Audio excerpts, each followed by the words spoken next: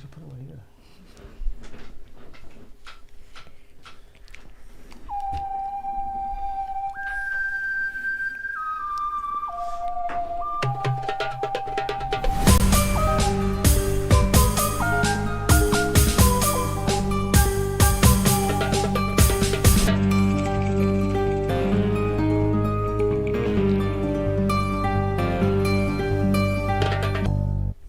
Assalamu alaikum and welcome to the Bedroom Lukes. My name is Sim. Along with me are my co-hosts Sheikh Amr, Assalamu alaikum. Mort, Assalamu alaikum. and the one and only Sheikh Umar Haqqani. Welcome to the show. Assalamu alaikum everyone. Thank you for having me. Nice and loud in his earpiece. He was complaining about it before the show started. It's still too loud. Still too loud, huh? You just said you couldn't hear. Now he's too loud. What's Yeah, what's well- the problem? Maybe he got hit in the head a little too hard. Yeah, no. Allah grant him hidayah. I mean, You can say that to Muslims, right? of course. All of us need hidayah, bro. Yeah. You should say Assalamu min ittaba' al-huda to him. Something about guidance. You just said peace and guidance. That's what Khomeini said to Saddam Hussein. Hmm. That Can you- letter he wrote to him? Can you? We're not in on the joke. We're not No, it's not smart a joke. enough. Okay, Just tell so me- most people know that greeting is given to non-Muslims. When they say you give that greeting. So when Saddam had congratulated Khomeini on taking over Iran, Saddam had written Assalamu alaikum, and in response, the letter in the response, he gave this greeting, which is the greeting you give to a kafir. And Saddam had wrote in his original letter that congratulations, but remember our deal, don't bring that over here to Iraq. And Khomeini responds with that greeting to a non-Muslim and then says, no, we're going to bring it. That's one of the bigger sources of that problem in that region. Wasn't very smart of him after it caused a war, did it? 10-year-long war. How many millions of lives between the Iran-Iraq war? Yeah. So, there's a volume knob, fellas. Can someone sort that out? All right. There you go. Bunch of IT dudes here. Can't sort out the volume. It's all good, man. A lot on our plate today. A lot to talk about. Yeah. Did you hear Dr. Abdul Wahid got suspended from the NHS in the UK? Yep.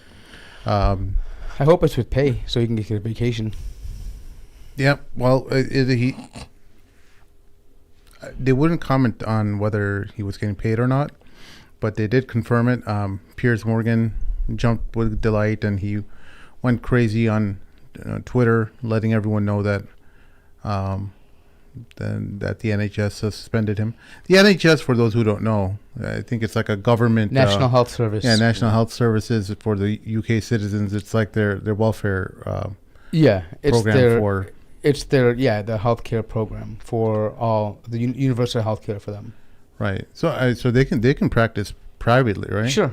Yeah. He'll probably make more money privately, right? I'm not sure what the rates are there, but yeah. I mean, just before we get to that part, though, I think the fact that Piers Morgan is gloating about this means that every single Muslim should reject his offer to come on the show until he acknowledges his part in this unjustified retribution against him for having a difference of opinion. I think they should just refuse to be on his show. Without a doubt. Yeah. And I think that Muslims should in general refuse to be on any non-Muslim show at the moment. And because the simple answer should be, how do we know that we won't be treated differently for having a different opinion? And I think it should be very clear about that. The days of trying to possibly see if we could have a civil discourse about what these things actually mean are gone, right? It's very clear that the media is an extension of these governments, and they're trying to push a certain narrative. And if you disagree with those narratives, they're going to punish you. And I don't think Muslims should be stupid enough to fall into that same hole twice. Yeah. Yeah, you bring up an interesting point, because I was thinking, what if this was in the United States? You could get fired, but from based on what though? What did he say? Like, he didn't say anything, right? I mean, on the Maybe program. his refusal to condemn Hamas. no, because he was talking about jihad openly. And they misconstrued. You're talking about Abdul Wahid, right? Right. Yeah, but he never talked about like jihad in the He show. didn't have much time to talk about anything on. Yeah, I mean, you're acting like he had some kind of time to No, discuss no, no. jihad. Remember the video they showed about him? Yeah, They but said, number one, that's he's promoting not jihad, the show. And they said, no, I know, but they also tied it into again Hamas, and Yeah, but he wouldn't. The problem is that video openly. had existed way before while he was a job at the NHS. That has nothing to do But with didn't it. they put two and two together? Didn't it have to No. do with tipping point about supporting of Hamas and that jihad thing? No, I don't know. They kept on mentioning the jihad. thing no, about he him. mentioned it. That's what Piers Morgan mentioned, but he never mentioned anything. That's the whole point. He didn't mention anything. That's what Sim is saying. He didn't mention anything. Other people, I mean, if someone else comes out and tries to make a correlation between, oh, Amar's wearing a green hat and the Masjid Nabawi is green, he must be a Sufi grave worshipper. I mean, that's a stupid comparison, right? You can't hold people accountable for their conclusions, right? If he didn't say it out of his mouth, then he's not guilty of it.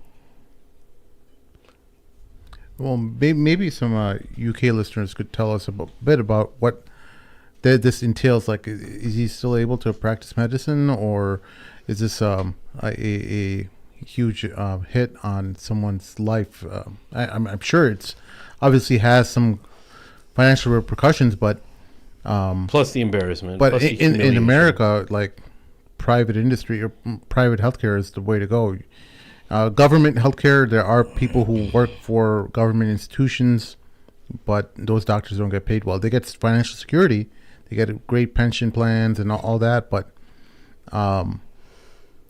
private industry is the way to go in the U.S. at least.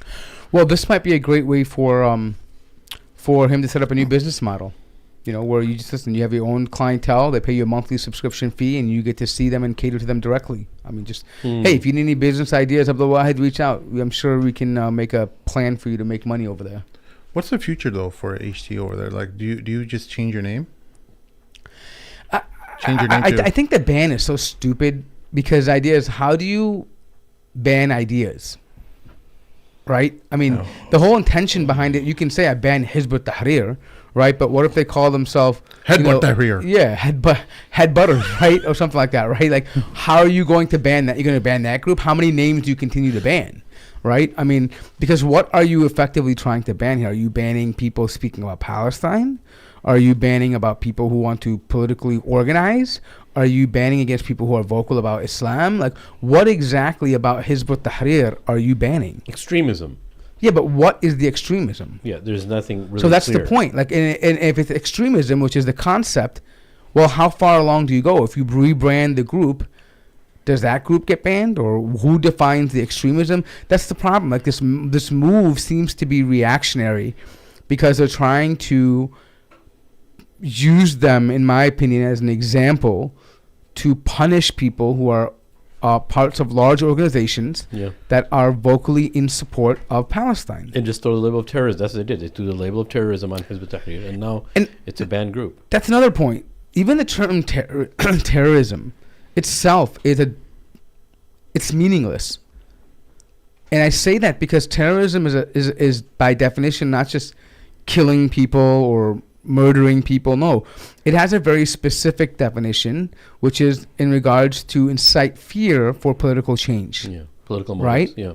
So there has to be an accompanying of this with action. That means that you've done something to make people afraid or cause harm to people, either mental, emotional, or physical well-being, with the intention of trying to have political change or political disruption. Now, if we use that definition arbitrarily, it can be applied to anyone or any group, right? Because who defines harm, right? Can I say that, I don't know, right-wing conservatives are emotionally damaging me, and if for political reasons they don't want immigrants or Muslims, is that terrorism, right? And so usually what we find is that the bottom line is usually we find people that throw this term around terrorism are doing so for their own political ambitions. That's the irony behind it. They're doing it for political reasons because they usually want to silence the opposition or character assassinate them. Because we've all heard this phrase before, that one man's one man's terrorist is another man's freedom fighter, right? Nelson Mandela was labeled a terrorist. Che Guevara was labeled a terrorist. The American founding forefathers were labeled terrorists by the government. The Israelis themselves were labeled terrorists by the British government, right? I mean, Narendra Modi was labeled a terrorist until he got lifted off the ban list. So if you look at these different examples I gave you, none of them are consistent. Some are heroes, some are dignitaries, some are, criminalized. All of these things, there's no common theme here. Hence, like you said, there's no meaning to it. There's Yeah, no real so meaning to it. that's the problem. So anyway, Piers Morgan went unhinged. He got really upset that many people on across Muslim media space or Twitter commentators or commentators in general are refusing to come on the show. Imam Tom, who we just had on the show, he was invited by Piers's producers, and he had declined them, and he put it up on Twitter. MashaAllah. Good job. MashaAllah, yeah. I'm happy. Yeah, because a lot of people would die to get publicity, right? Well, yeah, not just that. Dilly got invited. Yeah. Who else? Roshan. There were a few other guys. I think Roshan himself said not only that show, but the entire network. I refuse to be any part of it. Yeah. And so that prompted Piers. Oh, we should call him Tears. Piers Morgan. Piers Morgan to start banning people from coming on his show. So anyone who pastes the screenshots of his producer calling, he's effectively banning them from coming on the show because he felt insulted. Good. Oh no, we're so terrified you're going to ban us from a buffoon show. This guy has lost his mind in terms of the big head he's gotten from all of this. Yeah. So here's some of his tweets today. It was a bit entertaining in that respect. Actually, I'm gonna actually unfollow him on Twitter right now. I realized I was still following him, so I'm gonna unfollow him. Yeah. So here's him talking about the doctor who got suspended. Then he got so after everyone stopped declining his invitations, he reached out to everyone's favorite Uncle Tom. Who was that? Sim? None other than me. Yeah. What? If you have something to say, go ahead. Go ahead. What do you have on your mind? Nothing. Why am I an Uncle Tom? You seem pretty excited, so I thought you thought of you as an Uncle Tom. Very nice. Go ahead. I'm glad it's all coming out now. Let's get back to it. Here we go. So he got Wahid Ali on his program. I refuse to click on anything, give him any additional views, but basically, he got Uncle Tom on his program and gave him everything what he wanted to hear. So there's this other some guy named Muhammad Akunji. He was also banned. You disingenuous clown! I blocked you 6 weeks ago for leading a campaign to boycott my show. Oh my God, this guy is so cringe. Yeah, but there you have it. Piers Morgan meltdown live on Twitter. Good. Hope he melts it on more. I think I don't know if I totally agree with Mort that you shouldn't go on anyone's program. I think you can go on PBD or someone who's fair, wants to listen. The problem with PBD is that he's got his boy Adam, who's hardcore Zionist, and he's not doing a good job of defending. It's just emotional. But I'm glad he lets him take a beating, though.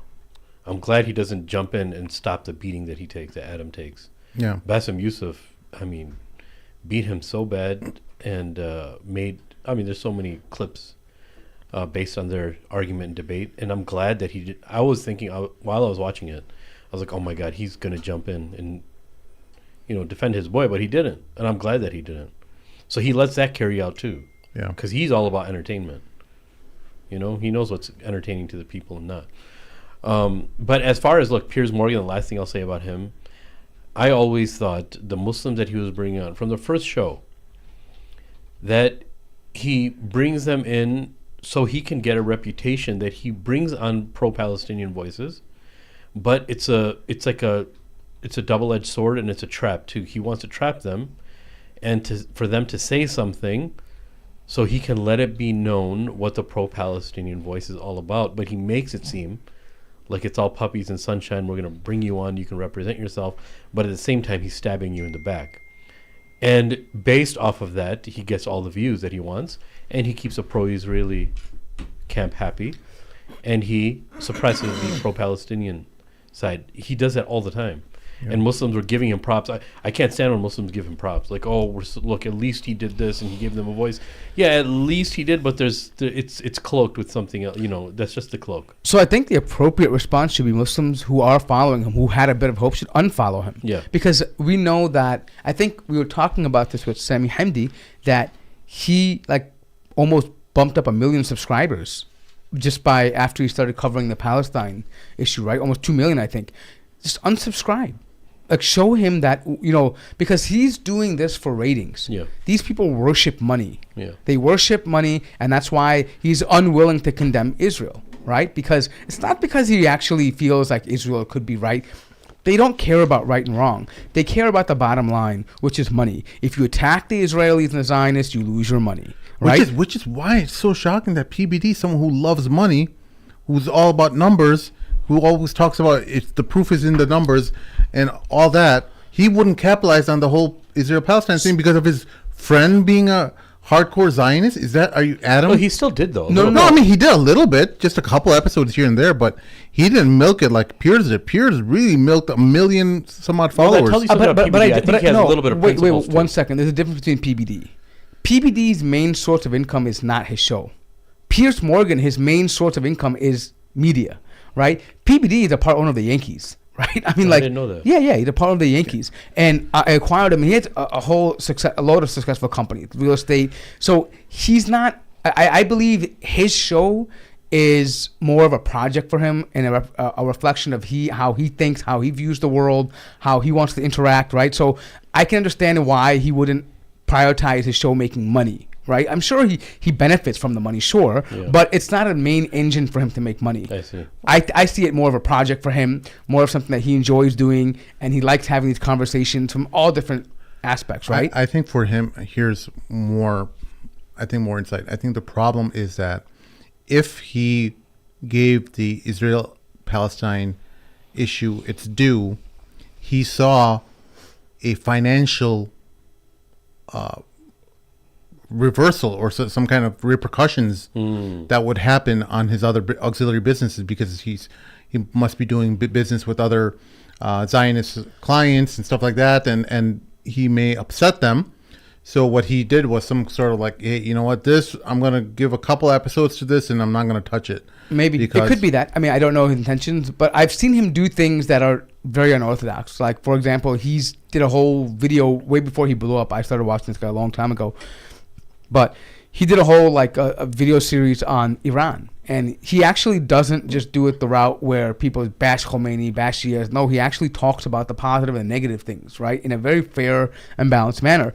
And that's not usually indicative of someone that's trying to, get money, right? Or at least because your Zionist friends are going to say you have to always be against Iran, right? You have to, crap on them and say how evil they are and talk about women's rights, all these things, right?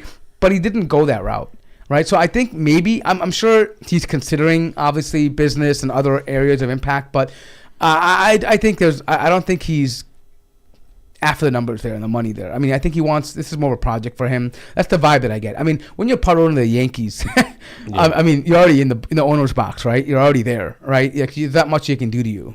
Yeah, but PBD is, he's the podcast itself is a huge generator of revenue and leads to all kinds of different opportunities. 1.6 million followers is no joke, and leads to millions of dollars of revenue. And when you have such a hot button issue like Palestine happening, and you don't give the episodes that it's due, you're going to feel it. You're definitely going to feel at least some short-term windfall from that, because you didn't capitalize while every other show was capitalizing off of the Israel-Palestine discussion and gaining tenfold followers, you know? And Yeah, I mean, could be. It- I don't know. I it- mean, it 'cause shows I it, but it- feel like that sometimes also, like, if that was truly the case, though, I mean, you wouldn't bring someone like Daniel and Jake on, right? Like, I mean, those are, because if you would just simply cater to your audience, right? And just have Robert and Brother Rashid, right? I think he's curious though. I think he's very curious. And my point is, I think, but curiosity is rooted in the fact that I'm not going to have someone tell me what to think, right? And so that I think applies to this conflict too. I think he really just doesn't, like, he's not invested in it, doesn't really know about it. So he said, okay, I got to cover it there, but I don't think he's really picking a side in this. And that's how I feel about it. I think he could probably care less about the whole issue, in all honesty, because he's a business guy, right? It's about money, about things that he finds interesting. He does stuff on the mob, he does stuff on investments, about sports, right? I don't think he's super interested in this whole issue. I think he's interested in terms of how it affects American politics exactly. and American economy. But beyond that, I don't think he really cares. That's how I interpret him. He's a numbers guy, right? And numbers means that you worry about, hey, well, I think he'd probably be more worried about saying, you got to take down the Houthis. They're messing up the shipping lines, right? Like they're costing billions of dollars, right? I think that would be more his avenue.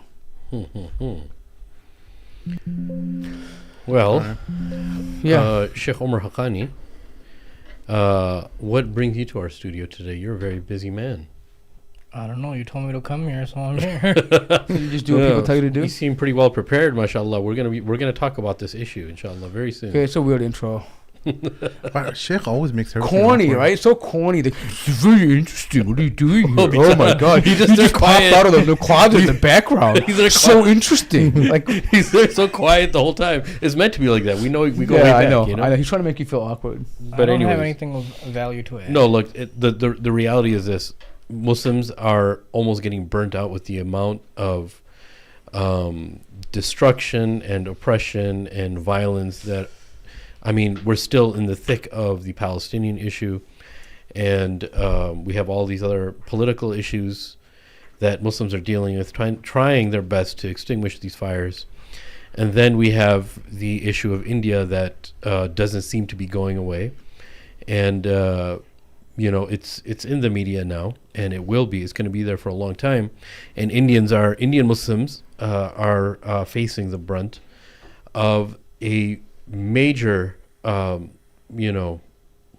people have used ethnic cleansing and genocidal language also from the BJP government against the Muslims in India. And here we are with another disaster upon a disaster. The Palestinian issue, obviously the issue with the Muslims in China, and then we have now India, which has come to the forefront, and what is going to happen, right? So I think, are you guys cool if we just jump into this? Because Haqqani is very well... Why don't you just jump into it? You already jumped into it. Sheikh. Yeah, I know. I was like, Meaning, let's you get literally it took the down. floor Let's away talk from about us. something else. Oh, sorry. And- Did you want to discuss something else? Yes, No, I did. tafadhal, Sheikh. Go ahead. You open the topic, so... Well, that was We'll have that to was do- the official intro Yeah. for Okay, so you- Mr. Omar Haqqani. No, well, I mean, Pir. we can talk about it. I'm not an expert on this. No, I know you're not. Okay, so let's frame this. So, to sum it up for people who don't know, India has come under a right-wing government that has of a leader who was accused of committing or aiding a genocide against Gujarati Muslims in the early 2000s. Basically, his party, they reinvigorated this party that was banned during the time of Indira Gandhi because they assassinated a political leader, and they were banned as a political party. And that was the RSS party. They rebranded as the BJP party, and they have very radical views about who should be in charge of India, what the undertone, the culture should be, how minorities should be treated, even in as little as things as the name of India. Like they don't even want to call it Hinduism. They have terms like Sanatam Dharma or something, something weird they call it, right? And then Bharat, like they have, it's alluding to this idea that India should be a homogenous society, and the religions need to be harmonious under that Hindu ideology, right? They have to be in sync. regardless of whether you're a minority or not. And they've obviously have encouraged radicalism to the point where they have mob lynched, raped, beaten, assassinated not only Muslims but Sikhs, lower caste Hindus, people who oppose them who are Hindus, Christians that are there, Jain, other minorities that are there, and they want to forcefully put their agenda forward. And anyone that thinks differently about it will face reprisal. The other complex issue here is that as much as messed up as that is, Modi also runs on a platform of revitalizing India and realigning itself to be a strategic economic partner in the world.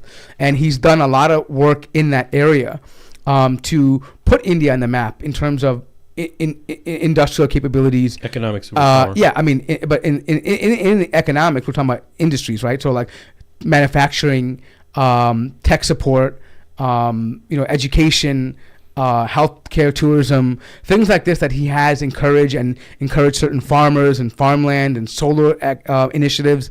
And so people, if they're not already behind him, they are willing to put these other issues on the back burner because there's an economic benefit to supporting Modi. Advancement of India, basically. Right. And they run government schemas where they'll go to towns that don't have water and things like this, or poor infrastructure, and they will say, oh, this is from the BJP party, we're going to build this, and basically they're buying votes, right? And so these people see it as a way to essentially, protect what they already have, right? To get the money flowing, they're going to support, and they'll say, Jai Sri Ram, or whatever that means, or whatever, right? Well, no, look, I think some historical context is also important here. Yeah. What you said, I agree with most of it, but there's some additional background that I think we should all be aware of in order for us to frame this correctly and to talk about the situation with the Babri Masjid. I partially disagree with you. Yes, it does seem that it is a bad thing and all that, but I think there's a different way to look at it, to say that this is actually not that bad for Muslims overall. I know it's surprising. It might sound surprising to the listeners to hear that maybe the Babri Masjid case is really not all defeat for Muslims. So let us look at this from a historical perspective. As we know that India was under the British rule. It was the British India, and at that time it was there was no Pakistan, there was no Bangladesh. It was all one India, and the natives fought and raised up against the occupation, and eventually the British had to leave. When they left, that is when the partition happened. That is when the creation of Pakistan came about. And India at that time, and still even today, identifies itself as a secular country, meaning it doesn't identify itself with a religion. It's not a Hindu nation, it's not a Muslim nation, it's not a Sikh nation, it's not a Christian nation, it's not a Jain nation. Everyone is welcome. That's what it identifies itself as a secular nation. That's in the constitution. Now what happens is there's a movement now. Now, I mean, in order for us to understand where this movement stems from, India, I think, as of now, or it is well on its way, if not already, I don't remember, is poised to be the most populous country in the world. After it was China. I know India was closing out, and I'm not sure if that already happened or not. Yeah, you're right. It will be in. It will be decade. Pretty soon. Yeah, pretty soon. They're very close to it, and out of that, the population, about 80 to 85% of them are Hindus. Okay, but there's a large population that is Muslims as well, and believe it or not, there are close to 220 million Muslims living in India, yet they're a minority in that country. So it's not like 2 million, 20 million. It's 220 million Muslims living there, and they all fought together and banded together when they were fighting against the British occupation.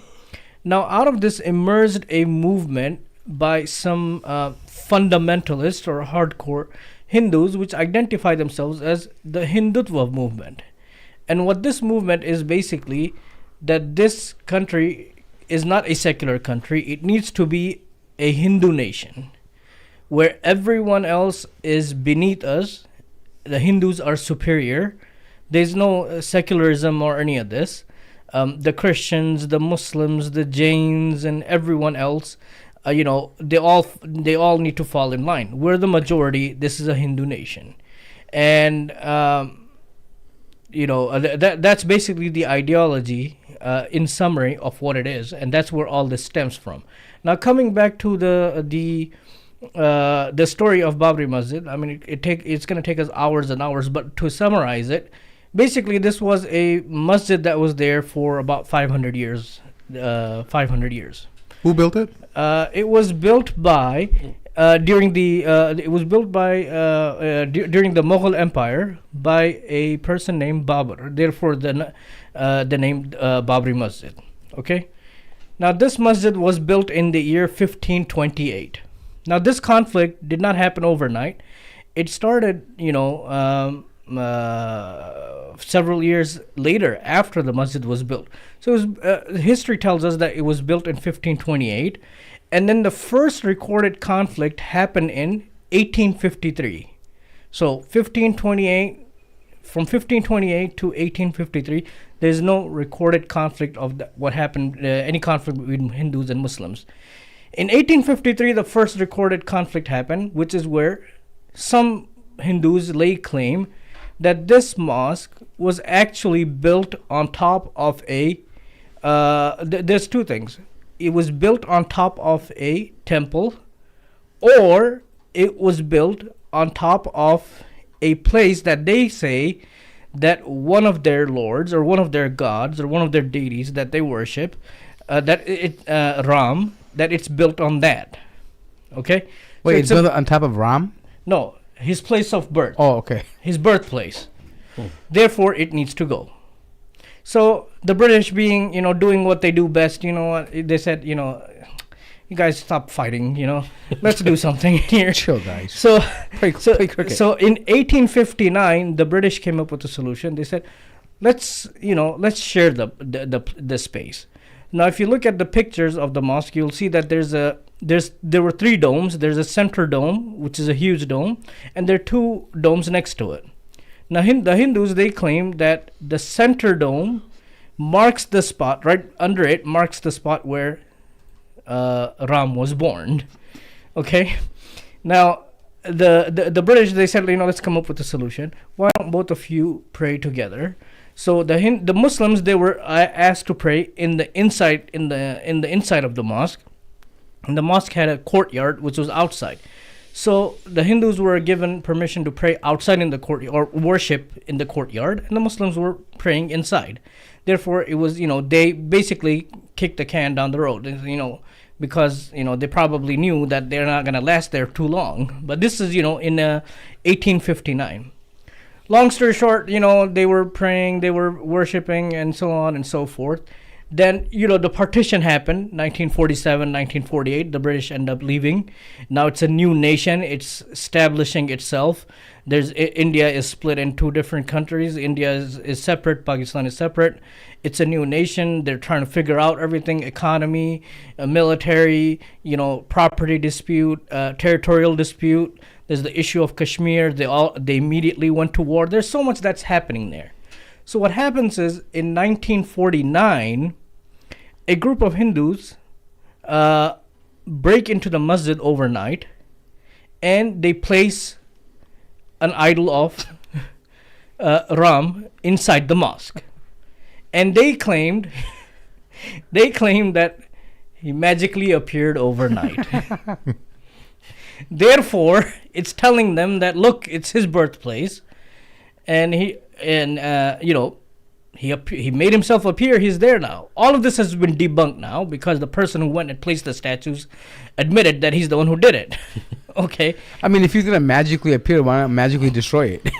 So I don't know. I mean, then what happens is the court gets involved again. So the summary is, this happened in December of 1949. That was the last time the Muslims ever prayed Salah in that mosque, because then the court closed it, locked it up. They said both of you can't pray, neither the Hindus nor the Muslims, and labeled it as a disputed site. This is where all this emerges from. It's a disputed site. The Muslims have been there, the mosque has been there for 500 years. All of a sudden, the Lord appears, Ram appears, and now it's a disputed site. They're laying claim to it. This happened in 1949. Since then, many cases have been formed, and so on and so forth. Then later on in the 80s, there was another movement that emerged, led by the BJP, which stands for the Bharatiya Janata Party, which is a nationalist party. They led a campaign, because ultimately it's a lot of this has to do with there's a lot of politics in here as well, and it, just as everywhere, the politics and religion, and they're all come together, and there's chaos. But we can say that there are two main reasons why this dispute happened. Two main reasons, if you want to look at it. One reason is, of course, religious, which we just talked about. The other, this is also stemming from the extremist Hindu ideology. And it's important for us to distinguish from. We're not talking about the general Hindus, because there are many. Just as in any faith, there many people who don't support this. Even today, there are many Hindus who don't support what is happening, and we must distinguish between those two. So here we're talking about the extremists. So one was the religious part. The second involved history, culture, and nationalism. Their goal is, or their stated purpose is that, look, the Muslims were invaders. Okay, they took over this country that belongs to the Hindus. For those of us who know the history, I think Muslims ruled India in one way or another close to 1,000 years of its history. Okay, close in various forms, not completely, maybe parts of it. There were different dynasties and so on and so forth, but somehow Muslims have been there for so long. They said these are invaders who've invaded our country, and we need to take our country back. And this was just one of those things that we need to do. We need to take back, demolish the mosques that were built. A lot of them, according to them, were built on top of temples, or temples were demolished and built on top of that. And this is just one of them. And this is, for them, considered one of the most sacred locations, because it is a place of the birth of one of their lords. I mean, we can go to the detail of that. I mean, but do they have any, even if their lord was a human at one point or something? Do they have any kind of record of this? How far back is their lord born in that same specific site? Is there any? I'm sure, like when they had court sessions and stuff, they were asked to produce some kind of evidence related to this. Well, it's all passed down. Oral tradition. Oral tradition, because this. I mean, you're right. When it went to court, they said that eyewitnesses. So now this case, let's say, went into court in, let's say, 60s. They were in court. 80s they were in court. 90s they were in court. So this is eyewitness testimony from 1528. Okay, almost 450 years ago. They said that there was a temple there, and the temple was demolished, and the mosque was built. But my question is, the first dispute on record happened in 1853. So from 1528 to 1853, what were the Hindus doing at that time? Why did they not protest? Why did they not raise objection against it? What happened at that time? To be fair, wouldn't they argue that since the Muslims were in control, they couldn't? They were not in control, though. They were not fully in control. But I mean, obviously they were control enough to build a masjid. Yeah, but the other thing is that there's some court hearings that mentioned, and that they came to agreement on that actually wasn't the place. It was in that area, right?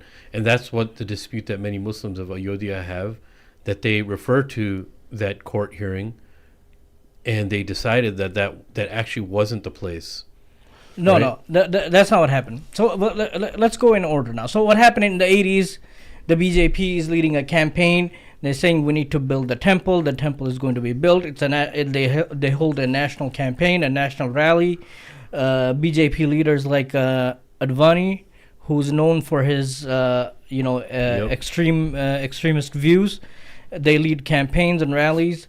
And eventually in 1992, they have a gathering at the place. They said it's going to be a peaceful gathering. We're just gathering. We're just going to have some prayer ceremonies and so on and so forth. But the summary is that in December of 1992, December 6th, which even until now, even today, is known as, in the Muslim communities, in the Muslim circles in India, it's known as Black December. December 6th marks the day, because this is the day when the mob that had gathered there broke through the barricades. Actually, the documentaries and eyewitness accounts from independent parties tell us that they really didn't break through any barricades or anything. They were allowed to continue. They were allowed to do this. It was all a pre-planned event, all coming all the way from the top. The police were involved. The politicians were involved. This was a whole a pre-planned event that happened. So the mob went and they ended up demolishing the masjid. This would happen in December 6th, 1992. And believe it or not, on this date, I was maybe 11 or 12, and we were actually visiting India at that time, in Hyderabad, India. At that time, we were visiting there. And this happened at that time, and I remember clearly the impact it had all across the country, how tense the situation was. I know down the street, some of the Muslims that were living in my neighborhood, they had gone out to the market or something, and they came back, they were beaten up. There was a lot of violence that occurred. Riots everywhere. Riots everywhere. And this marked hundreds of people killed. Thousands of people that were killed across the country. And this was the most violent time in the nation since the partition. How far is this from Hyderabad? It's pretty far, because this happened in UP, which is state UP. Yeah. So that's in Delhi. Yeah, it's probably Ayodhya from Hyderabad is probably like a 25-hour train ride, 25 to 30-hour train ride. Easily. Yeah. So it's but it had an impact, across the nation, and this was considered the most violent time period in India since partition, because partition was a very violent time for both sides, India and Pakistan. There was a lot of violence, there was a lot of mass murder, and those types of things. And the nation had never seen anything like this, especially on religious lines between Hindus and Muslims, who have lived and coexisted, for so many years, especially since partition. So this was something that happened at that time, which was unheard of. And then since then, they went to court. Many things have happened. They went to court, they went to state court, and then eventually the matter ended up being in Supreme Court. Actually, there was a ruling initially in, I believe, 2009 or 2010. The ruling was that the area needs to be divided. They need to divide it. One part needs to go to the Hindus. One part needs to go to the Muslims. But that was rejected. Then they ended up going to Supreme Court, and eventually, the Supreme Court took the case. And who's representing everyone? Like who's representing the Hindu case? Is it the BJP? They have attorneys, and actually, speaking of that, one of the plaintiffs in the case is actually Lord Ram himself. Oh. Well, someone has to speak on his behalf. It's the place he was born. Yeah. That a masjid was built on. So, this is not stuff I'm making up. This is this is the court. The Indian legal system allows this to. There's a possibility of this, that a deity can be represented by an attorney or by someone who claims to be speaking on that Lord's behalf, basically. Now, what happened is 2002, 2003, there was the court had ordered for the site to be excavated to get to the bottom of this, to see if there was really a temple that was that existed there or not. Now, this was tasked to the Archaeological Survey of ASI. They call them ASI, Archaeological Survey of India. It's an organization, and there was a dispute within themselves as well, because they said that they found some remnants of pre-existing structure that used to be there. Now, the dispute happened as to what that structure was. Of course, some of them, they said that, oh, this proves that there was a temple before. But when they looked at it closely, they said this is not a temple, because the architecture doesn't represent a temple. What this seems like, that there was a masjid here before, because the dimensions and one area in particular that they call the Western Wall is an indication that this was a masjid, because this is a feature that is not featured in temples. So they said that, if anything, this was a masjid that probably existed here before, that they took down and they built this masjid on top of that. And this report actually comes in handy later on. So 2009, 2010, they take it to Supreme Court, and the Supreme Court actually asks them to try to come to a settlement outside of court, out of court settlement. And they have mediation, and, both sides are talking, and then that fails. So now 2019 comes around, and the Supreme Court has reached a judgment. And this was another tense day for the nation, both for Hindus and Muslims. What is the verdict going to be? How is this going to play out? The Supreme Court decides that the property. So basically, they said, the ruling is more than 1,000 pages. Okay, and if whoever is interested in finding out all the details, can go look into it. But the summary is the verdict says that the case is actually not about mosque or temple, but it's a property dispute. And they said that both of them are laying claims to it, even though the mosque existed there for 500 years. The Hindus claim it to be a religious place, a place where one of the most sacred idols that they worship was born, and it also had appeared there in 1949. So the ruling was that land should be given to the Hindus, and they need to form a trust, and then it's okay for them to go ahead and build the temple. For the Muslims, because they have lost this, they're going to give them an alternate piece of land.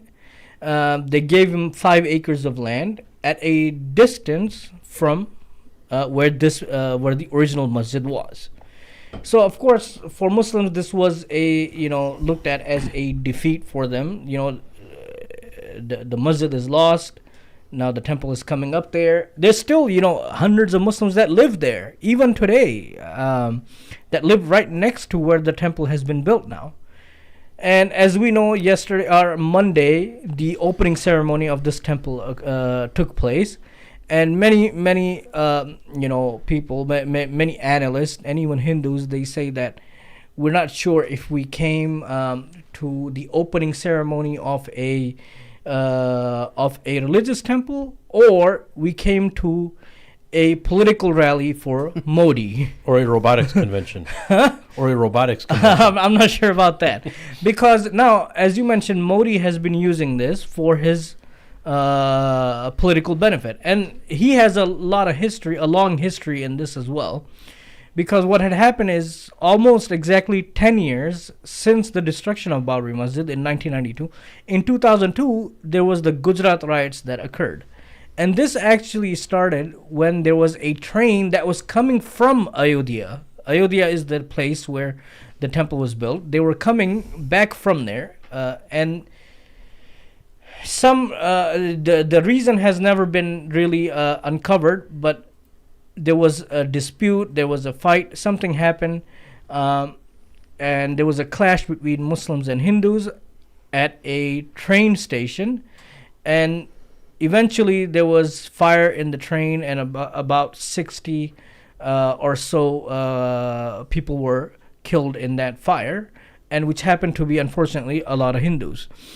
Now the Hindus, they took this and said that it was the Muslims who attacked us, and there were riots in the state of Gujarat. At this time, it was Modi who was the prime minister, and many records indicate to us that he did very little. I think he was a governor there, right? He was the chief minister, which is the MP. governor of the state of Gujarat.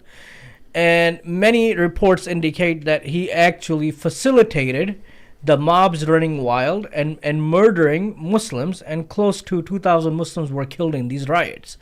And this was the reason why the Western countries, the UK and the US, had banned Modi from coming here starting from 2005 because of all these allegations against him, for him fanning these flames of rioting and religious hatred and so on and so forth. Not only that, there were a bunch of things that he came under fire for, and one of those being that he delayed calling in the Indian military to stop the riots. And when questioned about it, apparently even when he was driving his car through the area on official business, there were reports that he ran over Muslim bodies. And when questioned about it, he said, well, if there's a dog on the street and you hit it by accident, what do? Do you stop the car? Who did this? Modi. And so that was one thing he was very famous for saying. Just this disregard and inactivity. Like the Israelis. I mean, allowing it and looking the other way, and then actually, just the blatant disrespect.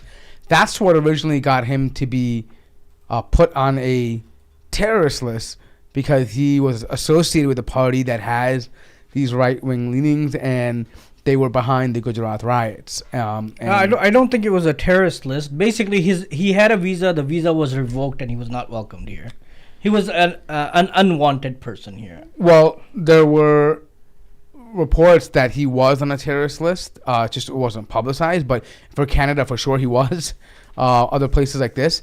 But in the U.S., he was on a restricted list. I mean, he couldn't come to America. Coming to America. So now the many cases that emerged from these riots, which he has always denied, but there are many reports that says that he explicitly asked the police to step down. There was actually a former minister of the opposition party, the Congress party at that time. He had personally called Modi at that time to send help because there's mobs outside of his house. But he says that he swore at him, and then he hung up the phone, and he disconnected the call. So the end result was more than 2,000 Muslims were murdered, and there's a famous case of a sister named Bilqis Banu, and this case is actually in the news as of last week as well. She became one of the faces of this tragedy, because many of her family members were killed, including her 3-year-old daughter, whose head was smashed on the ground by the perpetrators that she witnessed. She brought the case against them. Eventually, 11 people were convicted and sent to prison for life. But guess what? In 2019, not 2019, a couple of years ago, they were released because they'd done their time, and for good behavior when they were in prison they were released, and when they were released they came back out and they were welcomed as heroes. And a lot of I thought it was a life sentence. It was a life sentence. But they got reincarnated then. not reincarnated. There was a legal loophole that The reincarnation. some of the attorneys used, saying that they can be out because they've done 14 years or something, and they came out. But then she appealed, and then as of last week, the Supreme Court said that no, they cannot be out. They need to go back. And so I think they're supposed to report by the end of this month, I believe. Report back to prison. Their sentence cannot be taken away like this. That they can't be out like this, because it's a serious matter. I mean, that's just one case of many. But there are many reports that indicate that Modi had a huge hand in this, he explicitly asked the police to step down. He asked the security personnel to step down. He told them that the situation is the Hindus basically they need to vent and allow them to do whatever they want to for a couple of days, and then we'll come back and try to resolve and fix whatever has happened. So this has been over his head for ever since then. Then later on, he runs for on a national platform. He ends up becoming the prime minister. He's in his second term now, and this year there's going to be elections where he's looking for the first time ever in India's history to be elected for a third term. So this issue of the mosque and the temple is heavily politicized. And that's what a lot of people are saying, that there was no need for him to do any of this. And then on top of that, if India is a secular nation, for the prime minister of this nation to be attending a lavish ceremony like that and to be spending, millions of dollars on this, it doesn't look like a secular country to us, and it doesn't look like a secular prime minister to us. And he's using this for his political benefits. Yeah. Now, what had happened, there was another important thing that happened over the past 4 years as well. Now, see, look, his rule, since I believe he got elected in 2014, has always been, all the policies, most of them have always been against Muslims. Either, maybe not explicitly, but it seems that way pretty conveniently. And anytime something happens, he has nothing to say, and he lets people do what they want. But there's another thing that happens back in 2019, which was a major event that occurred under his rule, where it was pretty serious, where it seemed that the government was going to collapse, actually. And we talk about that, but I think you want to add something here. No, keep going, man. You have. Look, for me, I mean, this is a little late. This may come a little later, but the timing of the visit of India to Saudi Arabia before all this happens doesn't seem like a coincidence to me. And that correlation, and maybe Mort or Sim, you guys can speak to this, is the connection between Saudi and India and the economics involved, and kind of paving the way. And in the eyes of the Muslims, look, there's a lot of Muslim leaders, and a few of them that have made it viral, but almost in support of, and some of them seem to be major supporters of Modi for the betterment of India and the betterment of Bharat, because this is an Indian nation and we all belong together. And a lot of those scholars are seen as sellouts to the Muslims. And when that lady, I forgot her name, who was supposed to be the ambassador or representative of Modi, went to Medina, I don't think that's something that just happened because there was a visitation that was supposed to happen. It was timed very precisely. What was it, a week ago, 2 weeks ago? It's been about 3 weeks. It's been about 3 weeks? Yeah. And I think the timing is of the essence for the Indian government, the BJP party. I think to be honest, I don't know if they asked to go there. They were probably invited to come and visit, because to show that we're open and we welcome everyone. Mm-hmm. So I think that's probably more likely than them asking to visit. I think they're both friends with benefits. They both benefited, right? But anyways, yeah, go ahead, man. Here, I want to show the listeners what we're talking about. Here we go. This is the BJP minister. Yeah, but she was there for a visit. I mean, Sheikh Amr, I'll ask you, from a religious perspective, if a non-Muslim foreign, she's the minister of the minority affairs, and she was actually there to finalize the Hajj quota for that year. Now, is a non-Muslim permitted to visit Medina? No, they're not. Look, they're not permitted, and there's signs. As a visitor? As a visitor, unless if they're involved in construction, they're involved in something that's a necessity. What about if they're dignitary? No, even if they're dignitaries too. Even in the past, dignitaries met other places. They didn't bring them to Mecca and Medina, right? It's if there's reasons for construction, if there's a necessity that Muslims don't have the resources to facilitate, to fix something or help something, that's different, right? But a lady just walking her sari without hijab comes into and like, Well, hijab is not mandatory for the Muslims either now.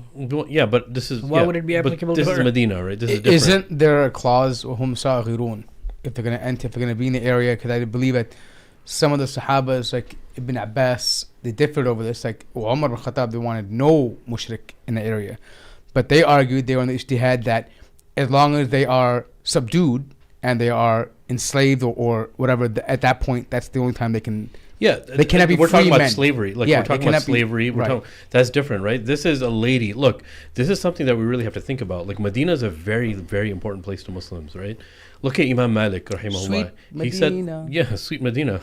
Imam Malik, rahimahullah, he didn't walk with his shoes in Medina in fear of stepping where Muhammad sallallahu alaihi wasallam would step. So in Allah. Medina, he didn't wear his shoes, no matter how hot the sand was, right? And we're bringing this mushrik lady without hijab and saying, oh, we visited the mosque of Muhammad sallallahu alaihi wasallam, this and that. Maybe Bro, she can be guided by that.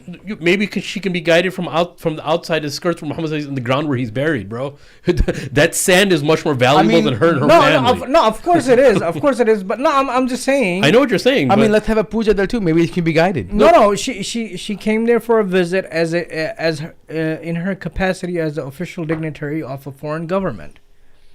that's What's fine. wrong with that? I think there's something very wrong. They should have special offices. If she's coming for a political reason, she should come to political offices to visit. Not, hold on 1 second. Medina and Mecca are not the capital for any politician there, right? It's Riyadh. Yeah, Stay in Riyadh. exactly. That's what where I'm you saying. belong. Those are the only two places which we consider actually sacred lands, including. Like, let me ask you. I understand the benefit of that, but what would be the reason for them bringing her there?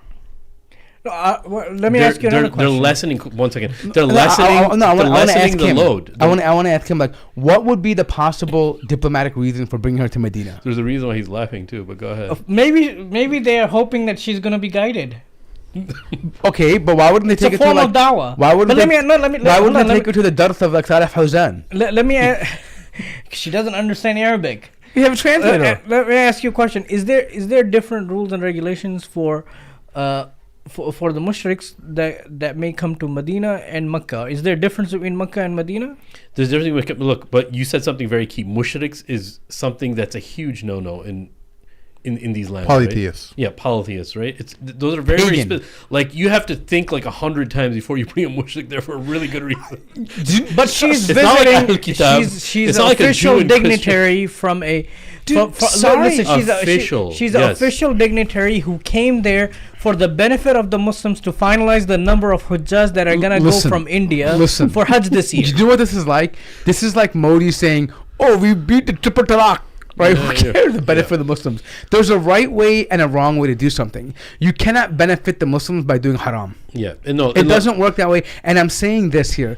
The very fact that we have to discuss the fact that if a mushrik can be inside of the haram. You see how close she was to the masjid, bro? And what I'm saying She's is that, right look, outside. I'm saying it's right. It's in the courtyard. Yeah. if we recognize in all practical senses that there are dignitaries who could belong to other religions or have different practices, fine, but there are official places of business, state business, that happen in places like Riyadh.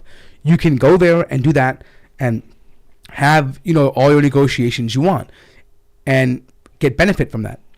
But to bring them onto grounds in which we know there are no... I mean, by the way, which maybe 5 years ago had very clear signs saying non-Muslims exit here. Yeah. Right?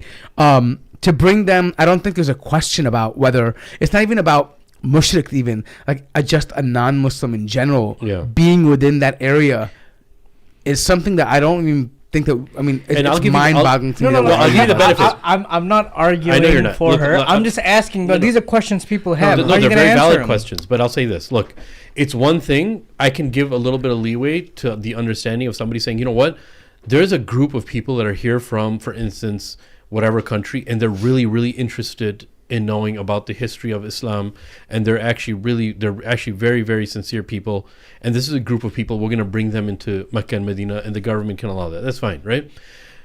Our issue is, as Islamists, that you're going to bring somebody who's a representative of a genocidal party. specifically targeting Muslims and other minorities, but their biggest enemy to them is generally Muslims, right? And Modi visiting Israel to get ideas of the settlements to implement in Kashmir, right?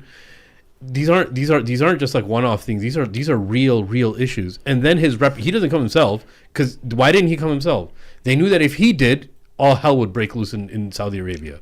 No, it wouldn't. No. You don't think so? No. Did Modi himself came to Medina? Are you crazy? Listen, I'm not bro. talking about the people, the nationals of Saudi. I'm talking about all the people that are there from other countries. No. I don't think nothing would happen, bro. No, I nothing think happened. something Bro, would happen. listen, are you out of your mind? Modi? Dude, they brought a woman to do a concert who basically said she's like, the Not prophet. in Medina, though. I'm just saying, listen, bro, listen. The people are terrified of taking any. You can't even wear a Palestinian scarf. Yeah, I know. You think they're gonna say something I about just think this? the reaction. I think it was very strategic. And No, I think, I don't think it has anything to do with the reaction. He's just a lazy fat snob, and he sent his foreign dignitary to go do the work. She's That's all it doing is. her job. Yeah, she's doing That's her job. She's the Ministry of The same reason Minorities, it's like, oh, do you Minority think Affairs. Joe Biden is afraid to go to Saudi Arabia? No, he meets the ambassador. The ambassador's job is to go there and do that stuff, right? It's an extension of the government. If she's there, she's Modi. She's the extension I of Modi, understand that. right? I She So this also is- visited Masjid al-Quba as well. Yeah, Yeah, I know. but That's true. my point is Forgot about this: that. is that Is that permissible? Wallahu alam, I don't know, man. that's within the Hijaz, and she's no mushriks in the Hijaz, bro. Listen, She's. Okay, let's come no, back hold to on this. 1 second. 1 second. The Forget people about are that. gonna No, argue hold on. this No, point. forget about this. This is not my point I of know, view. but hold by on, the way. hold It is on. your point. Keep Hold on, own it. hold on, Own it. hold on, hold It's on. not my point of view. I'm just telling you what people are saying. What I'm saying is this, though. The ayah which mentions that the mushrikeen should be subdued. If you think about this, it's the other way around now.